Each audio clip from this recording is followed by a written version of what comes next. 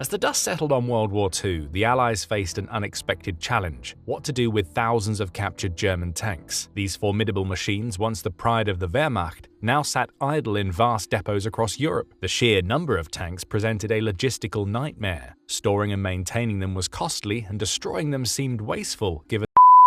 Hi guys, and welcome back to the channel. Okay guys, we're going to be seeing a video today, and this is titled "What Happened to Germany's Weapons and Tanks After the World War II."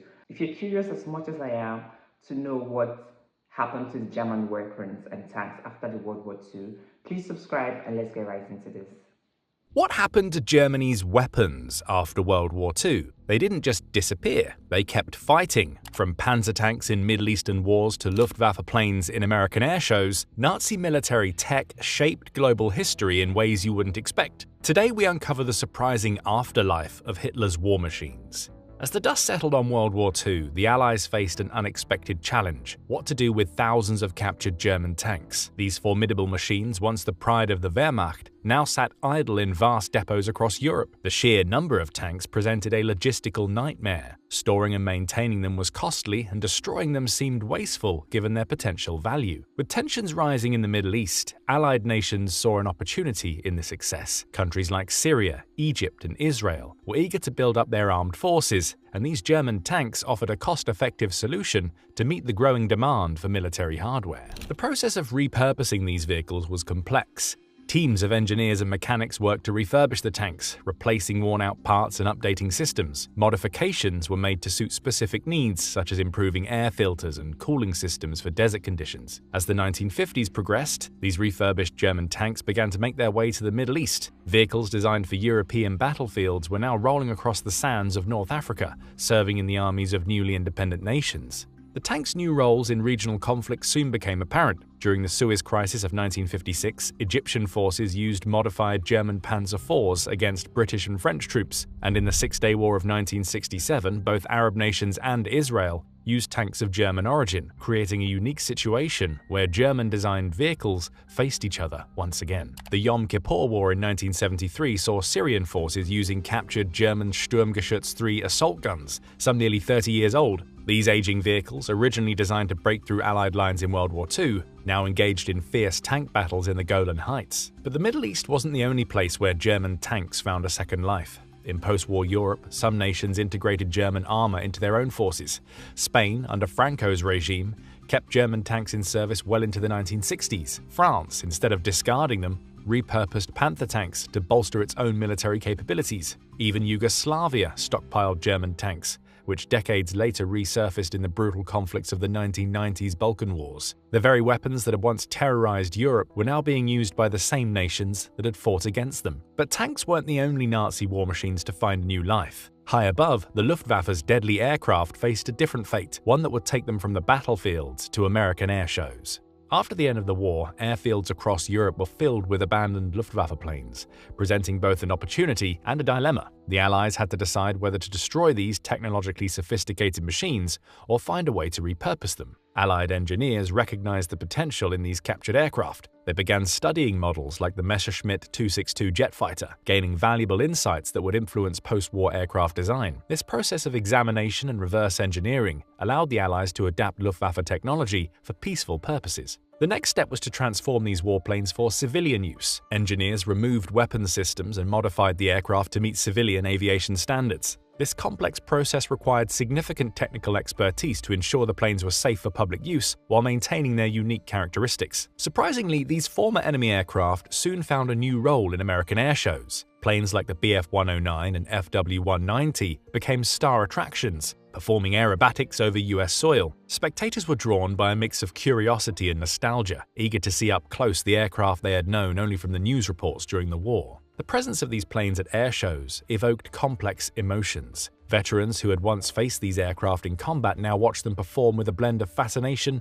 and reflection. Pilots who flew these planes in shows often remarked on their impressive capabilities while acknowledging their complicated history. But the US wasn't the only country intrigued by Germany's aviation technology. Soviet engineers carefully studied captured Luftwaffe jets, again particularly the Messerschmitt 262, leading to breakthroughs in MiG fighter development. Argentina went a step further, purchasing ex-Luftwaffe aircraft and even hiring former Nazi pilots to train its air force. Even South Africa briefly experimented with using German aircraft before phasing them out. The influence of Luftwaffe engineering stretched far beyond American airshows, quietly shaping the next generation of global air power. While Nazi aircraft found new life in civilian airshows and air forces, other aspects of the Nazi war machine were undergoing their own transformations. The vast arsenal of small arms left behind by the German military would soon embark on a journey that would have far-reaching consequences for global conflicts in the decades to come. Millions of captured German firearms would soon impact conflicts from Asia to South America, raising questions about their distribution and control. The immense quantity of German small arms after World War II presented an unprecedented challenge. Millions of weapons were scattered across Europe, creating a logistical nightmare for Allied forces. The Mauser 98K rifle and MP-40 submachine gun, once central to German military operations, now lay in vast stockpiles. The Allied nations faced a difficult decision regarding this massive arsenal. Initially, many serviceable weapons were allocated to active units, particularly anti-tank grenade launchers. Those beyond repair were often melted down for raw materials. However, a significant portion found their way into warehouses, with the Soviet Union collecting thousands of units of serviceable military equipment from Germany. As Cold War tensions rose, the redistribution of these German small arms intensified. Many World War II firearms were stockpiled by various governments and later sold or donated to smaller nations, particularly those aligning with communist ideologies. Tracking these weapons proved incredibly challenging due to their sheer number and the clandestine nature of many transactions. This lack of oversight had serious consequences in subsequent decades as conflict erupted worldwide. From the jungles of Southeast Asia to the mountains of South America, German firearms found their way into the hands of fighters decades after the war. The Mauser 98K rifle, once the backbone of the Wehrmacht, was used by Chinese forces during the Korean War and later by Israeli troops in early conflicts. In Africa, captured German firearms were smuggled into civil wars, while in South America, guerrilla fighters used MP-40 submachine guns in armed uprisings. Perhaps most significantly, the groundbreaking Sturmgewehr 44, one of the first true assault rifles, directly influenced the design of the iconic AK-47, making Hitler's assault rifle the indirect ancestor of the world's most widely used weapon. The Syrian War, for instance, saw the use of Sturmgewehr 44 rifles decades after their production. The dispersal of German small arms illustrates how military technology from one era can shape conflicts in another. This redistribution of firearms raises questions about other technological legacies of World War II.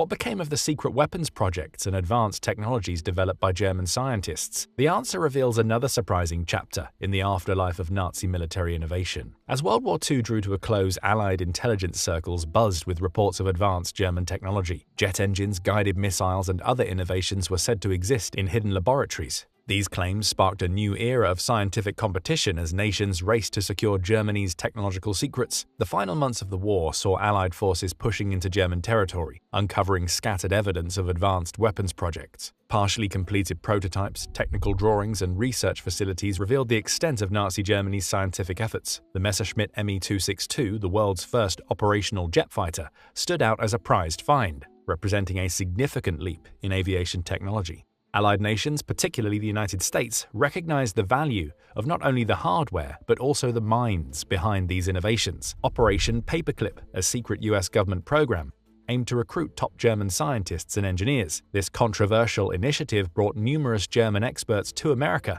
including those who had worked on rocket technology that would later influence the US space program. But the Americans weren't the only ones racing to secure Germany's technological secrets. The Soviet Union launched its own initiative, Operation Osavyakim, where thousands of German scientists were forcibly relocated to work on Soviet weapons programs. These scientists played a crucial role in shaping early Soviet missile and aviation technology, contributing to the Cold War arms race. Meanwhile, Argentina recruited former Nazi engineers, hoping to develop its own rocket program, though these efforts ultimately failed. Even China gained access to some German technological research, incorporating it into its early Cold War military developments. Nazi wartime research didn't just shape the US space program, it influenced global military strategy for decades. The ethical implications of employing former Nazi scientists sparked significant debate, with critics arguing that it compromised moral standards while proponents claimed it was necessary for national security. Allied researchers closely examined captured German prototypes, uncovering valuable insights into armor design, missile technology, and aerospace engineering. While some tanks like the Panther and King Tiger were repurposed for study, many were simply melted down due to post-war material shortages. But these technological finds shaped more than just military advancements. The Sturmgewehr 44 assault rifle influenced modern firearms, while German jet innovations helped define post-war aviation. The impact wasn't limited to war. These discoveries laid the foundation for Cold War rivalries and even the space race. World War II didn't end with surrender. It endured through its weapons, leaving a lasting imprint on modern warfare and global conflicts. The remnants of Hitler's war machine continue to shape military strategy, technology, and geopolitics to this day. Well, that's it. Thanks for watching. We hope you found this video informative. If you've enjoyed learning about today's topic, make sure to check out our video, What Happened to German Generals After World War II? Don't forget to like this video, subscribe to our channel, and hit the notification bell to stay updated on more World War II content. These are historical artifacts and it shouldn't go to waste, okay? This just made me realize how post-war cleanup and politics shaped the modern world. It's also about who controlled the tech and resources after it, okay? Please share your thoughts and opinion in the comment section. A lot of us would love to read from you what you think about this video, okay? Thank you for watching and see you guys on my next one. Bye.